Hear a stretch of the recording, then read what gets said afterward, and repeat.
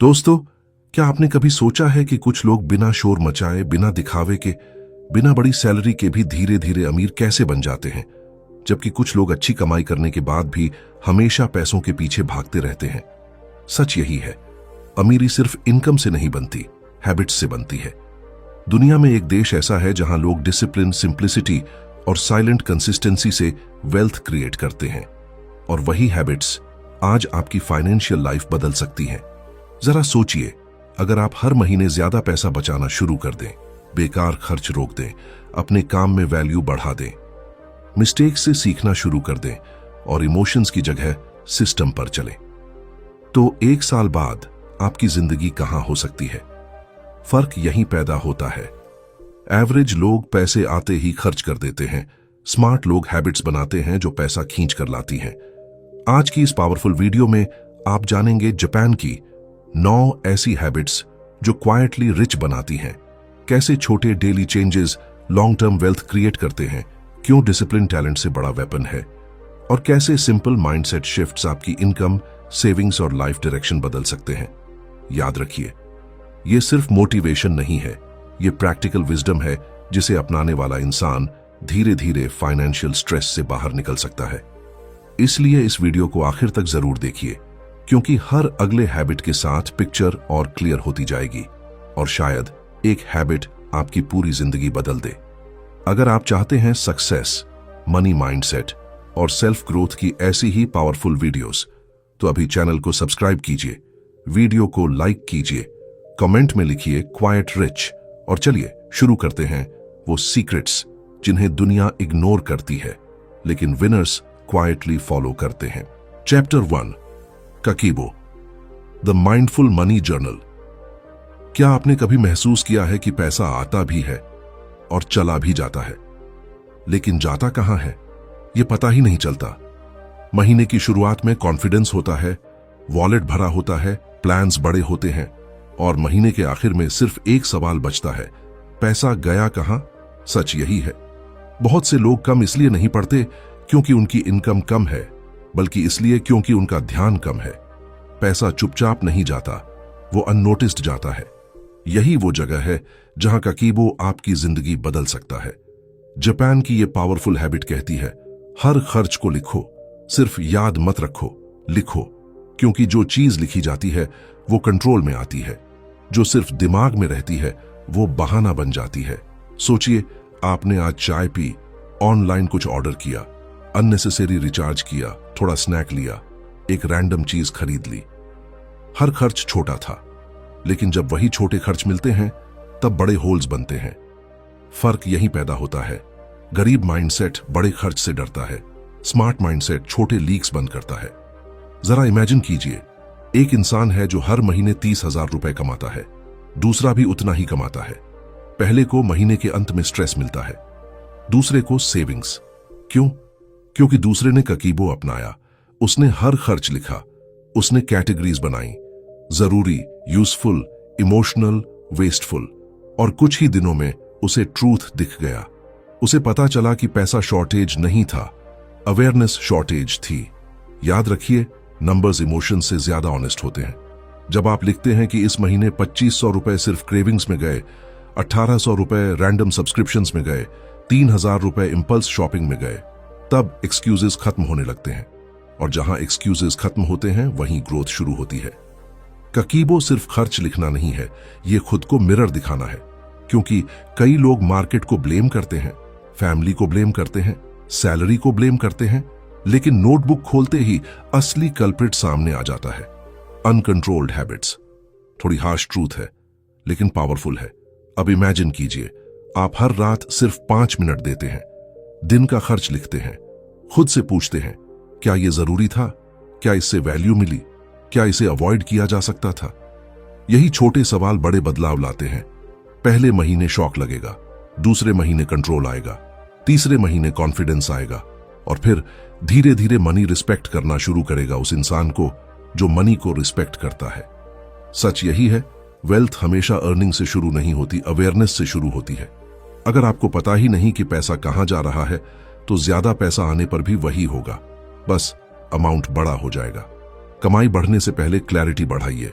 आज से एक सिंपल रूल बनाइए, हर खर्च लिखो, चाहे 10 रुपए हो या 10,000 रुपए, क्योंकि अमाउंट छोटा नहीं होता, हैबिट बड़ी होती है। यही वो जगह है जहां ऑर्डिनरी लोग बोर्ड होकर छोड़ देते हैं और डिसिप्लिन्ड लोग क्वाइटली रिच बनना शुरू करते हैं। लेकिन सिर्फ खर्च लिखना काफी नहीं है, क्योंकि कुछ लोग लिखते हैं फिर भी वेस्ट करते हैं। क्यों? क्योंकि अगली आदत आपको सिखाएगी कि जो है उसे बचाना कैसे है, और वही हैबिट पैसे को रुकना सिखाती है। Chapter 2, mottainai, the art of no waste. एक सवाल खुद से पूछिए, क्या आपकी जिंदगी में कमी सच में पैसों की है या बर्बादी की? क्योंकि कई लोग कहते हैं इनकम कम है, मौके कम हैं, लक कम है, लेकिन अगर ध्यान से देखें तो सबसे ज्यादा कमी डिसिप्लिन की नहीं, सबसे ज्यादा बर्बादी अवेयरनेस की होती है। पैसा सिर्फ खर्च नहीं होता, वो लीक होता है। समय सिर्फ निकलता नहीं, वेस्ट होता है। एनर्जी सिर्फ कम नहीं होती, गलत जगह जलती है। सच यही है, बहुत से लोग गरीब कमाते नहीं, गरीब हैबिट से बनते हैं। और यही वो जगह है जहां जापान की पावरफुल फिलॉसफी आती है, मोटेनई। मोटेनई का मतलब है जो वैल्यूएबल है उसे वेस्ट मत करो, चाहे वो पैसा हो, खाना हो, कपड़े हो, समय हो, टैलेंट हो या लाइफ इटसेल्फ। जरा इमेजिन कीजिए, एक इंसान रोज 150 रुपए की अननेसेसरी चीजों पर खर्च करता है, coffee, snacks, random online deals, mood shopping. उसे लगता है छोटा अमाउंट है, लेकिन महीने में वही 4500 रुपए बन जाता है, साल में 54,000 रुपए, और 10 साल में सिर्फ छोटी आदतों ने लाखों खा लिए। फर्क यहीं पैदा होता है। एवरेज लोग अमाउंट देखते हैं, स्मार्ट लोग पैटर्न देखते हैं। मोटेनई सिर्फ पैसे बचाने की बात नहीं करता, ये रिस्पेक्ट सिखाता है। जो चीज आपके पास है उसकी कदर करो। आधा खाना प्लेट में छोड़ देना, कपड़े खरीदकर कभी न पहनना, सब्सक्रिप्शंस लेकर भूल जाना, घंटों स्क्रोलिंग करके माइंड थका देना, ये सिर्फ वेस्ट नहीं, ये सेल्फ डिसरिस्पेक्ट है। याद रखिए, जो इंसान रिसोर्सेज की इज्जत नहीं करता, रिसोर्सेज उसके पास रुकते भी नहीं। सोचिए, 2 लोग हैं, दोनों सेम सैलरी कमाते हैं। पहला हर महीने नया गैजेट चाहता है, ट्रेंड फॉलो करता है, ऑफर्स देखकर खरीदता है। दूसरा वही फोन तब तक यूज करता है जब तक जरूरत खत्म ना हो जाए, चीजों को मेंटेन करता है, जरूरत और चाहत का फर्क समझता है। कुछ साल बाद पहला ईएमआई में फंसा है, दूसरा इन्वेस्टमेंट में बढ़ रहा है। क्यों? क्योंकि वेल्थ अक्सर अर्निंग से नहीं, लीकेज कंट्रोल से बनती है। मोटेनई आपको सिखाता है, हर खरीद से पहले पूछो, क्या ये जरूरत है या सिर्फ इंपल्स? हर घंटे से पहले पूछो, क्या ये ग्रोथ देगा या सिर्फ डिस्ट्रैक्शन? हर स्किल से पहले पूछो, क्या मैं इसे यूज कर रहा हूं या वेस्ट कर रहा हूं? यही छोटे सवाल फ्यूचर बदल देते हैं। सच यही है, लोग अक्सर सोचते हैं रिच बनने के लिए ज्यादा कमाना पड़ेगा। हां, कमाना जरूरी है, लेकिन अगर बकेट में होल है तो ज्यादा पानी डालने से भी फायदा नहीं। पहले होल्स बंद करो, पहले वेस्ट बंद करो, पहले वैल्यू पहचानो। आज से एक सिंपल चैलेंज लो, अगले 7 दिन को इंपल्सिव खरीद नहीं, खाना वेस्ट नहीं, बेवजह स्क्रोलिंग कम, जो है उसी को बेहतर यूज करो। आप शॉक हो जाओगे कि आपकी लाइफ में ऑलरेडी कितना अबंडेंस है, बस अटेंशन मिसिंग था। यही वो जगह है जहां विनर्स अलग हो जाते हैं। वो हर रिसोर्स को वेपन बनाते हैं। एवरेज लोग रिसोर्सेज को एंटरटेनमेंट बना देते हैं। याद रखिए, पैसा कमाने से पहले पैसे को संभालना सीखो।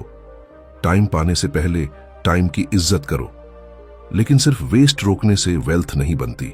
अगर ग्रोथ ही ना हो तो बचत भी सीमित रह जाएगी। इसलिए अगली आदत बताएगी कि छोटे डेली इंप्रूवमेंट्स कैसे ऑर्डिनरी इंसान को अनस्टॉपेबल बना देते हैं, और वहीं से रियल मोमेंटम शुरू होता है। Chapter 3, kaizen, small daily improvements. क्या आपने कभी नोटिस किया है कि कुछ लोग अचानक सक्सेसफुल दिखते हैं, लेकिन उनकी सक्सेस कभी अचानक होती ही नहीं? बाहर से लगता है कि एक दिन सब बदल गया, लेकिन अंदर से वो बदलाव रोज के छोटे कदमों का रिजल्ट होता है। सच यही है, लोग बड़े रिजल्ट्स चाहते हैं लेकिन छोटे एक्शंस को इग्नोर कर देते हैं। उन्हें करोड़ों चाहिए लेकिन 100 रुपए बचाना बोरिंग लगता है। उन्हें फिट बॉडी चाहिए लेकिन 10 मिनट वॉक छोटा लगता है। उन्हें रिच लाइफ चाहिए लेकिन डेली लर्निंग यूजलेस लगती है। और यही गलती एवरेज लोगों को एवरेज बनाए रखती है। यही वो जगह है जहां जापान का पावरफुल प्रिंसिपल आता है, काइजेन। काइजेन का मतलब है कंटिन्यूअस स्मॉल इंप्रूवमेंट। हर दिन थोड़ा बेहतर बनो। बस थोड़ा, परफेक्ट नहीं, प्रोग्रेस। क्योंकि जिंदगी लीप से कम, हैबिट से ज्यादा बदलती है। जरा इमेजिन कीजिए, एक इंसान रोज सिर्फ 20 मिनट फाइनेंस सीखता है, 100 रुपए इन्वेस्ट करता है, अपने काम में 1% इंप्रूवमेंट करता है और एक बैड हैबिट कम करता है। दूसरा इंसान मोटिवेशन वीडियोस देखता है, प्लान्स बनाता है, बड़े सपने बोलता है, लेकिन एक्शन जीरो। 1 साल बाद फर्क शॉकिंग होगा। क्यों? क्योंकि कंपाउंडिंग सिर्फ मनी में नहीं, हैबिट्स में भी होती है। फर्क यहीं पैदा होता है। लूजर्स इंटेंसिटी पर जीते हैं, विनर्स कंसिस्टेंसी पर। मंडे को जोश में 5 घंटे काम करना आसान है, लेकिन 300 दिन रोज 30 मिनट देना मुश्किल है, और जो मुश्किल है वही वैल्यूएबल है। याद रखिए, ड्रामेटिक चेंज एक्साइटिंग लगता है, साइलेंट चेंज लाइफ बदलता है। काइजन हमें सिखाता है कि खुद से रोज पूछो, आज मैं कल से 1% बेटर कैसे बन सकता हूं। अगर आप जॉब करते हैं तो एक नई स्किल सीखिए, अगर बिजनेस करते हैं तो प्रोसेस इंप्रूव कीजिए, अगर पैसे कम हैं तो स्पेंडिंग अवेयरनेस बढ़ाइए, अगर कॉन्फिडेंस कम है तो कम्युनिकेशन पर काम कीजिए। छोटी जीतें फ्यूचर की फाउंडेशन होती हैं। सोचिए, एक ट्रेडर रोज डिसिप्लिन जर्नल लिखता है, एक स्टूडेंट रोज 5 पेजेस पढ़ता है, एक एम्प्लॉई रोज थोड़ा एक्स्ट्रा सीखता है। ये एक्शंस छोटे दिखते हैं, लेकिन मंथ्स बाद यही लोग दूसरों से अलग दिखने लगते हैं। बाहर वाले कहते हैं लक है, सच यही है। लक अक्सर रिपीटेड एफर्ट का दूसरा नाम होता है। काइजन का सबसे बड़ा वेपन है पेशेंस, क्योंकि शुरुआत में रिजल्ट नहीं दिखता। पहले 10 दिन बोरिंग लगते हैं, पहले 30 दिन स्लो लगते हैं, पहले 60 दिन डाउट आता है, लेकिन जो रुका नहीं वही जीतता है। यही वो जगह है जहां एवरेज लोग छोड़ देते हैं और डिसिप्लिन्ड लोग आगे निकल जाते हैं। आज से एक रूल बनाइए, ह्यूज गोल्स भूल जाइए, टाइनी एक्शंस शुरू कीजिए। रोज 50 रुपए सेव करो, रोज 15 मिनट सीखो, रोज 10 पुशअप्स करो, रोज एक अननेसेसरी एक्सपेंस हटाओ, रोज एक यूजफुल कनेक्शन बनाओ। छोटे एक्शंस इंसल्ट मत करो, यही फ्यूचर एम्पायर बनाते हैं। सच यही है, आपका लाइफ डायरेक्शन एक दिन में नहीं बदलता, डेली रूटीन से बदलता है। अगर रूटीन वीक है तो ड्रीम्स भी वीक रहेंगे। अगर रूटीन पावरफुल है तो रिजल्ट्स देर से आएंगे, लेकिन आएंगे जरूर। लेकिन सिर्फ इंप्रूव करते रहना काफी नहीं। अगर इंप्रूवमेंट गलत दिशा में हो तो मेहनत भी आपको थका देगी। इसलिए अगली आदत बताएगी कि किस काम में एफर्ट लगाना है और किस पर्पस के लिए जीना है। वहीं से मेहनत मीनिंगफुल बनती है। Chapter 4, Ikigai, purpose driven work. मान लीजिए आप हर सुबह उठते हैं, अलार्म बजता है, आप उठते हैं, तैयार होते हैं, काम पर जाते हैं, दिन भर मेहनत करते हैं, वापस आते हैं, थक कर सो जाते हैं। फिर वही साइकिल दोबारा शुरू। बाहर से सब नॉर्मल दिखता है, लेकिन अंदर एक सवाल चुपचाप जलता रहता है, मैं ये सब क्यों कर रहा हूं? सच यही है, दुनिया में बहुत लोग काम करते हैं, लेकिन बहुत कम लोग पर्पस के साथ काम करते हैं। और जब काम सिर्फ मजबूरी बन जाता है तो इनकम तो मिलती है, लेकिन एनर्जी खत्म हो जाती है। यही वो जगह है जहां जापान की पावरफुल कंसेप्ट आती है, इकिगाई। इकिगाई का मतलब है वो रीजन जिसके लिए आप सुबह उठते हैं। ऐसा काम, ऐसी दिशा, ऐसा योगदान जिसमें स्किल भी हो, वैल्यू भी हो, मीनिंग भी हो। जरा सोचिए, 2 लोग सेम आवर्स काम कर रहे हैं। पहला सिर्फ सैलरी के लिए काम कर रहा है, दूसरा सीख रहा है, ग्रो कर रहा है, प्रॉब्लम सॉल्व कर रहा है, अपनी वैल्यू बढ़ा रहा है। कुछ साल बाद पहला बर्नआउट महसूस करेगा, दूसरा ब्रेक थ्रू। फर्क यहीं पैदा होता है। जब काम बर्डन लगता है, इंसान टूटता है। जब काम पर्पस बनता है, इंसान बनता है। याद रखिए, पैसा जरूरी है, लेकिन सिर्फ पैसा लॉन्ग टर्म फ्यूल नहीं है। शुरुआत में सैलरी मोटिवेट करती है, लेकिन बाद में मीनिंग चाहिए होता है। अगर आपका काम आपको इंटरनली डेड कर रहा है तो चाहे इनकम बढ़े, लाइफ खाली लगेगी। इसलिए इकिगाई पूछता है, आप किस चीज में अच्छे हैं, दुनिया को किस चीज की जरूरत है, किस काम के लिए लोग पे करेंगे और कौन सा काम आपको जिंदा महसूस कराता है। सोचिए, एक इंसान जॉब करता है लेकिन साइड में स्किल बिल्ड करता है, writing, designing, teaching, sales, coding, content, trading, psychology, communication, कुछ भी। धीरे धीरे उसे समझ आता है कि उसे किस काम में फ्लो आता है। यही काइजन का अगला रूप है। स्मॉल इंप्रूवमेंट्स अब डायरेक्शन पा चुके हैं। जब डायरेक्शन मिलती है तब मेहनत वेस्ट नहीं जाती। सच यही है, बहुत लोग रॉन्ग लैडर पर तेजी से चढ़ रहे हैं। स्पीड है, डिसिप्लिन है, मेहनत है, लेकिन लैडर गलत दीवार पर टिकी है, इसीलिए वो ऊपर पहुंचकर भी खाली महसूस करते हैं। यही वो जगह है जहां इकिगाई आपको रोककर पूछता है, तुम भाग कहां रहे हो? इकिगाई का मतलब ये नहीं कि कल से सब छोड़ दो और ड्रीम चेस करो। इसका मतलब है आज से क्लैरिटी बिल्ड करो। करंट काम करते हुए भी पर्पस ढूंढो। सीखो कि कौन सा काम एनर्जी देता है और कौन सा सिर्फ ड्रेन करता है, कौन सा स्किल फ्यूचर खोल सकता है, कौन सा कंट्रीब्यूशन आपको प्राउड फील कराता है। आज से एक सिंपल एक्सरसाइज करो।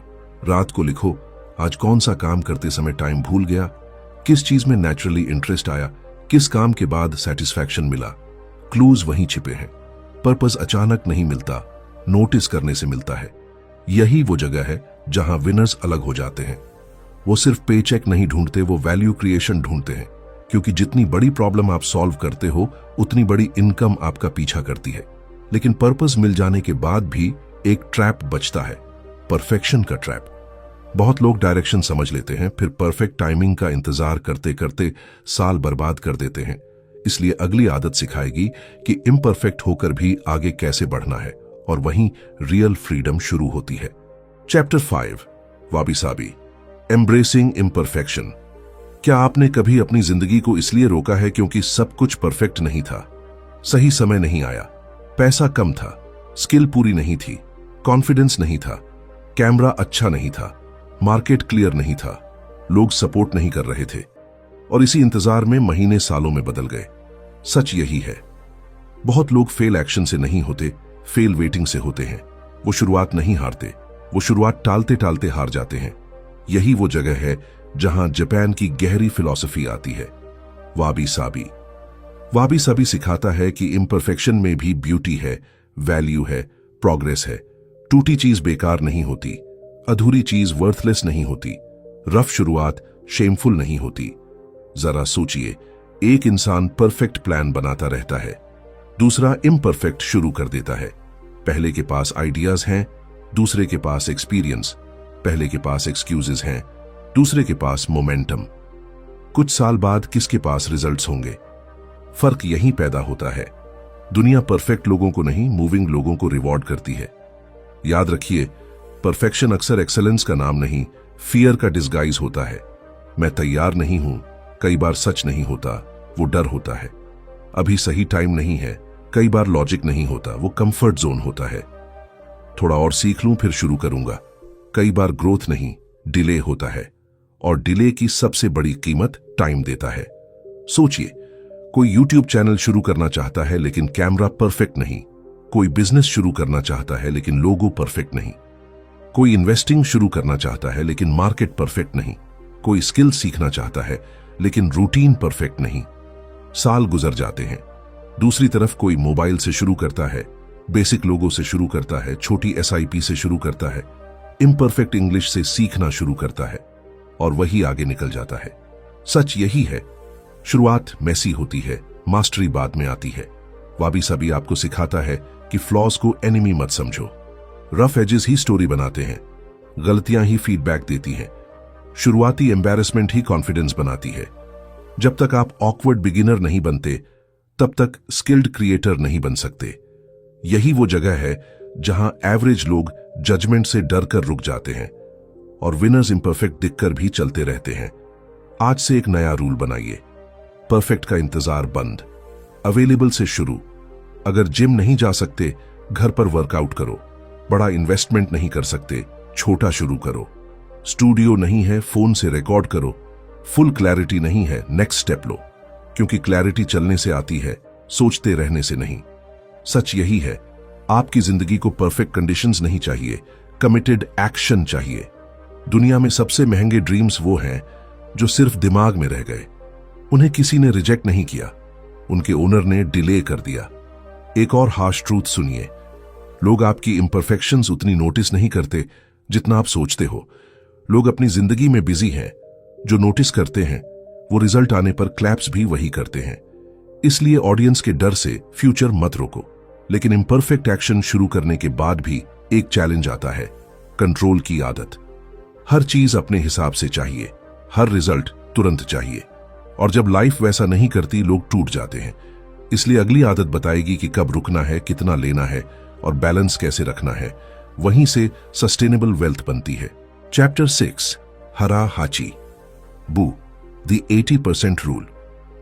जरा एक पल के लिए सोचिए, आपकी सबसे बड़ी प्रॉब्लम कमी नहीं, ज्यादा होना भी हो सकती है। ज्यादा खाना, ज्यादा खरीदना, ज्यादा बोलना, ज्यादा चेस करना, ज्यादा कंज्यूम करना। दुनिया हमें सिखाती है कि जितना ज्यादा लोगे उतना ज्यादा खुश हो जाओगे, लेकिन सच यही है, बहुत बार एक्सेस ही स्ट्रेस बन जाता है। पेट भरने से पहले मन भरता नहीं, वॉलेट खाली होने से पहले चाहत रुकती नहीं। और यही वो जगह है जहां जापान की टाइमलेस हैबिट आती है, हारा हाचीबू। इसका मतलब है 80% तक भरना, 100% तक नहीं। ट्रेडिशनली इसे खाने से जोड़ा जाता है, लेकिन इसका असली पावर लाइफ के हर हिस्से में है। Eat till 80%, spend till 80%, commit till 80%, consume till 80%। क्योंकि जब आप हमेशा लिमिट तक जाते हैं, रिकवरी खत्म हो जाती है, मार्जिन खत्म हो जाता है, और बिना मार्जिन के लाइफ फ्रैजाइल बन जाती है। सोचिए, 2 लोग 50,000 रुपए कमाते हैं। पहला 49,000 रुपए लाइफस्टाइल पर खर्च कर देता है, दूसरा 40,000 रुपए में कंफर्टेबल लाइफ जीता है और बाकी इन्वेस्ट करता है। बाहर से दोनों सेम दिखते हैं, अंदर से एक प्रेशर में है, दूसरा प्रोग्रेस में। फर्क यहीं पैदा होता है। एवरेज लोग इनकम बढ़ने पर एक्सपेंसेस बढ़ाते हैं, स्मार्ट लोग मार्जिन बढ़ाते हैं। याद रखिए, फाइनेंशियल फ्रीडम सैलरी से कम, गैप से ज्यादा बनती है। इनकम और एक्सपेंस के बीच का गैप ही फ्यूचर बनाता है। अगर हर महीने सब खत्म हो जाता है तो चाहे पैकेज कितना भी हो, आप ट्रैप्ड हो। अगर थोड़ा बचता है, ग्रो करता है, इन्वेस्ट होता है, तो क्वाइटली वेल्थ बन रही है। हारा हाची बू आपको सिखाता है कि बस क्योंकि अफोर्ड कर सकते हो, इसका मतलब ये नहीं कि खरीदना चाहिए। नया फोन लॉन्च हुआ तो लेना जरूरी नहीं, बड़ा ईएमआई लेना प्रोग्रेस नहीं, हर वीकेंड बाहर खाना रिवॉर्ड नहीं, हर ऑफर अपॉर्चुनिटी नहीं। कई बार नहीं बोलना ही सबसे प्रॉफिटेबल डिसीजन होता है। सोचिए, खाने में भी यही लॉजिक है। 100% भरकर खाना शॉर्ट प्लेजर देता है, 80% पर रुकना लॉन्ग हेल्थ देता है। पैसे में भी यही है, 100% खर्च शॉर्ट डोपामीन देता है, 80% स्पेंडिंग लॉन्ग सिक्योरिटी देती है। टाइम में भी यही है, कैलेंडर फुल भर देना प्रोडक्टिव नहीं, बर्नआउट का शॉर्टकट है। थोड़ा स्पेस छोड़ना विजडम है। सच यही है, लोग हमेशा मैक्स मोड में जीते हैं। Max spending, max stress, max commitments. फिर पूछते हैं पीस क्यों नहीं है? क्योंकि पीस मार्जिन में रहती है, सांस लेने की जगह में रहती है, बैंक बैलेंस के बफर में रहती है, खाली टाइम के कुछ घंटों में रहती है। आज से एक सिंपल रूल बनाइए, हर एरिया में 80% सोचिए। प्लेट में थोड़ा स्पेस छोड़ो, बजट में थोड़ा स्पेस छोड़ो, स्केड्यूल में थोड़ा स्पेस छोड़ो, एनर्जी में थोड़ा रिजर्व छोड़ो। यही रिजर्व इमरजेंसीज में शील्ड बनता है, अपॉर्चुनिटीज में फ्यूल बनता है। यही वो जगह है जहां विनर्स अलग हो जाते हैं। वो सिर्फ कमाते नहीं, कैपेसिटी बचाते हैं। वो सिर्फ भरते नहीं, बैलेंस रखते हैं। क्योंकि ओवरलोडेड इंसान डिसीजंस खराब लेता है, रिजर्व्ड इंसान क्लियर सोचता है। लेकिन बैलेंस बनाना आसान तब है जब सब स्मूथ हो। असली टेस्ट तब आता है जब लाइफ दर्द देती है, डिले देती है, स्ट्रगल देती है। बहुत लोग अबंडेंस में डिसिप्लिन्ड दिखते हैं, एडवर्सिटी में टूट जाते हैं। इसलिए अगली आदत बताएगी कि मुश्किल समय में स्टेडी कैसे रहना है, और वहीं कैरेक्टर से वेल्थ पैदा होती है। चैप्टर 7, गमन, एंड्योरेंस एंड सेल्फ डिसिप्लिन। क्या आपने कभी देखा है, कुछ लोग मुश्किल आते ही टूट जाते हैं और कुछ लोग उसी मुश्किल में और मजबूत हो जाते हैं। दोनों के सामने प्रॉब्लम सेम होती है, प्रेशर सेम होता है, दर्द सेम होता है, लेकिन रिजल्ट अलग होता है। क्यों? क्योंकि लाइफ हमेशा टैलेंट का टेस्ट नहीं लेती, कैरेक्टर का टेस्ट लेती है। सच यही है, बहुत लोग नॉलेज की कमी से नहीं हारते, एंड्योरेंस की कमी से हारते हैं। उन्हें पता होता है क्या करना है, लेकिन वो इनफ टाइम तक टिक नहीं पाते। यही वो जगह है जहां जापान की पावरफुल हैबिट आती है, गामन। गामन का मतलब है डिग्निटी के साथ स्ट्रगल सहना, प्रेशर में काल्म रहना, दर्द में डिसिप्लिन बनाए रखना, बिना ड्रामा, बिना शिकायत, बिना हर मुश्किल पर टूटे। जरा इमेजिन कीजिए, 2 लोग बिजनेस शुरू करते हैं, दोनों को लॉसेस मिलते हैं, स्लो ग्रोथ मिलती है, रिजेक्शन मिलता है। पहला पैनिक कर देता है, डायरेक्शन बदलता रहता है, हर सेटबैक पर क्विट सोचता है, दूसरा सीखता है, एडजस्ट करता है, टिकता है। कुछ साल बाद किसके पास स्टोरी होगी, फर्क यहीं पैदा होता है। विनर्स हमेशा स्मार्टेस्ट नहीं होते, कई बार लॉन्गेस्ट लास्टिंग होते हैं। याद रखिए, सक्सेस कई बार स्पीड का नहीं, स्टैमिना का गेम है। शुरुआती एक्साइटमेंट में दौड़ना आसान है, लॉन्ग बोरिंग सीजन में स्टेडी रहना मुश्किल है। मंडे मोटिवेशन कॉमन है, 200 डे डिसिप्लिन रेयर है, और जो रेयर है वही वैल्यूएबल है। सोचिए, ट्रेडिंग में लॉस आया, एवरेज इंसान रिवेंज ट्रेड करता है, गमान वाला इंसान पॉज करता है, रूल्स फॉलो करता है। जॉब में प्रमोशन नहीं मिला, एवरेज इंसान बिटर हो जाता है, गमान वाला स्किल बढ़ाता है। फिटनेस में रिजल्ट स्लो आया, एवरेज इंसान छोड़ देता है, गमान वाला रूटीन रखता है। यही छोटी रिस्पॉन्सेज फ्यूचर डिसाइड करती हैं।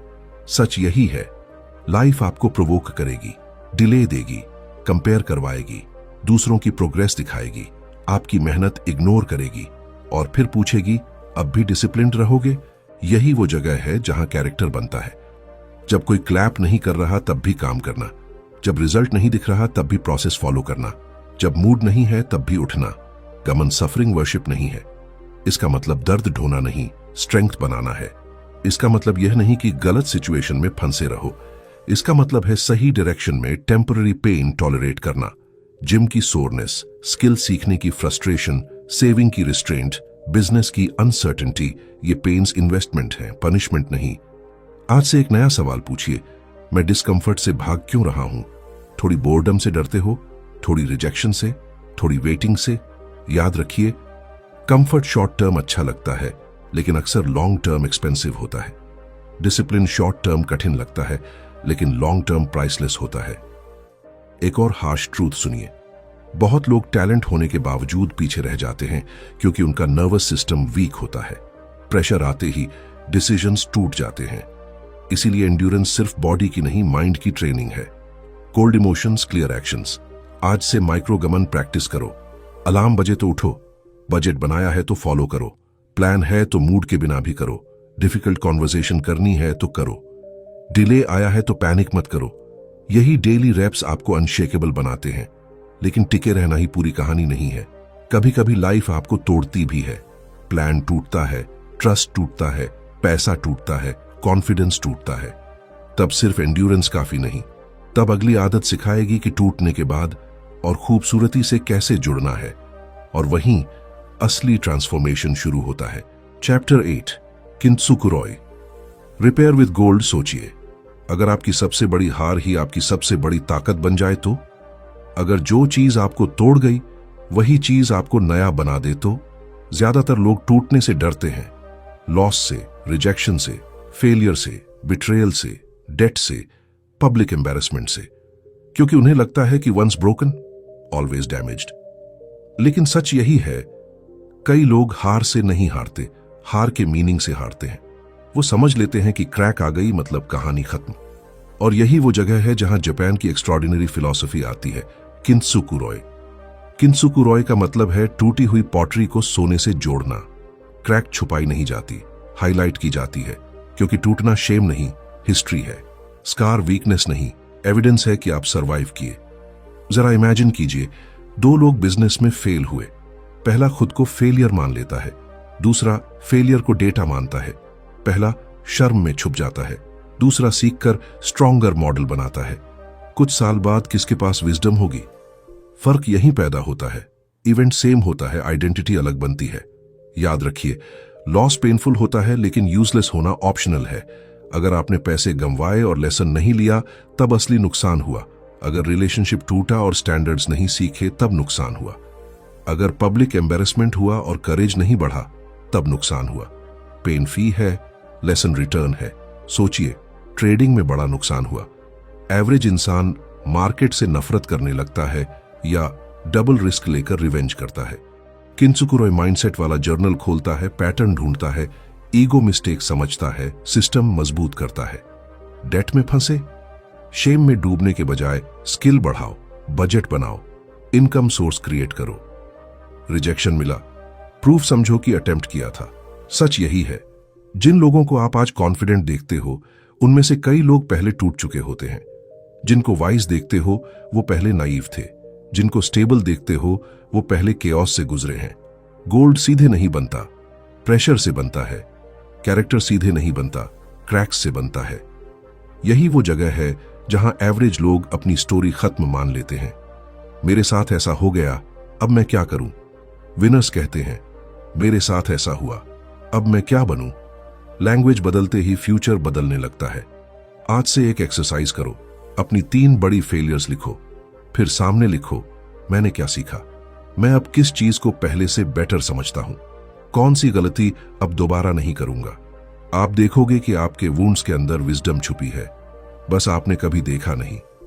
किंसुक रॉय ये नहीं कहता कि दर्द फील मत करो, फील करो, मोर्न करो, प्रोसेस करो, लेकिन वहीं मत बसो, क्योंकि कुछ लोग दुख को घर बना लेते हैं, जबकि दुख सिर्फ पैसेज था। एक और हार्श ट्रूथ सुनिए, जो इंसान कभी नहीं टूटा कई बार वो शैलो रहता है।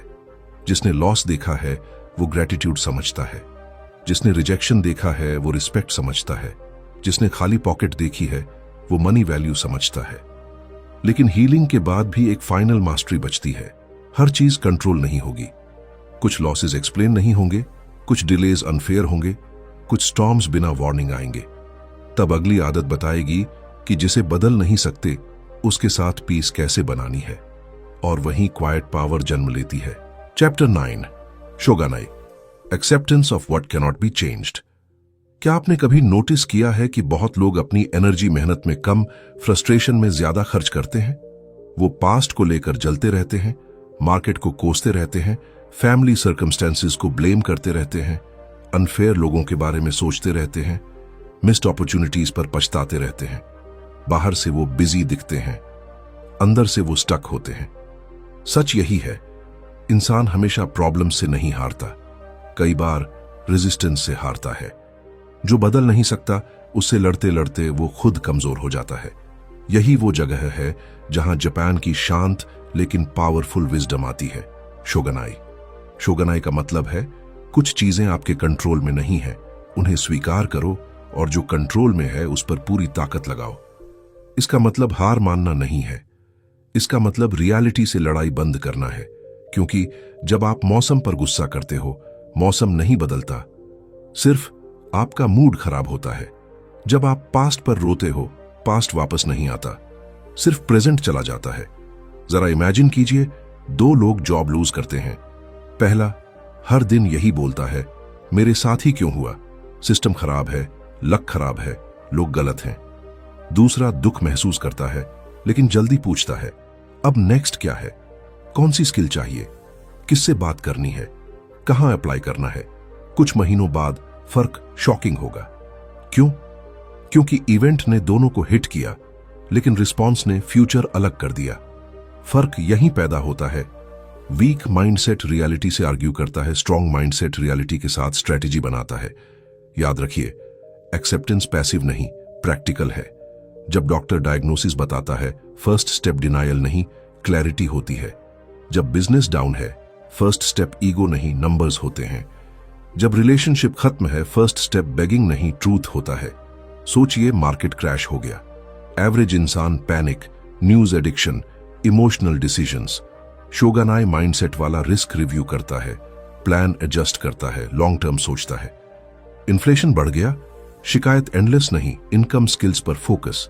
पास्ट में इन्वेस्टमेंट मिस हो गई, पछतावा नहीं, नेक्स्ट अपॉर्चुनिटी के लिए तैयारी।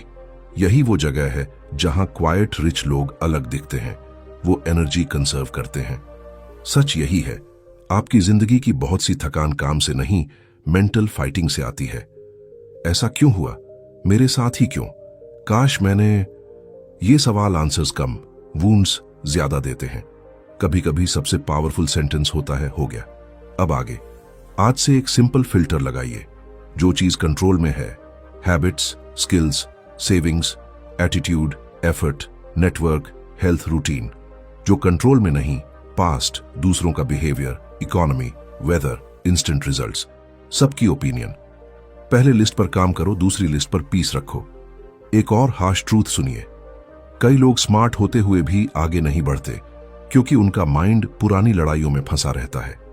वो फिजिकली प्रेजेंट है, मेंटली पास्ट में। और जो इंसान प्रेजेंट में नहीं वो प्रोग्रेस में भी नहीं। शोगानाई सरेंडर नहीं है, ये स्ट्रेटेजिक काल्म है। ये कहता है स्टॉर्म आया है, ठीक है, अब नाव चलाओ। डिले आया है, ठीक है, अब स्किल बढ़ाओ। रिजेक्शन आया है, ठीक है, अब स्टैंडर्ड उठाओ। यही वो जगह है जहां इनर फ्रीडम शुरू होती है। जब आप हर चीज को कंट्रोल करने की कोशिश छोड़ देते हो, तब आप खुद को कंट्रोल करना शुरू करते हो। और सच यही है, वेल्थ सिर्फ बैंक बैलेंस नहीं, स्टेबल माइंड भी है। अब जब आपने discipline, growth, purpose, imperfection, balance, endurance, healing और एक्सेप्टेंस सीख लिया है, अगला सवाल सिर्फ एक है, इनमें से कौन सी आदत आज से आपकी जिंदगी बदलना शुरू करेगी?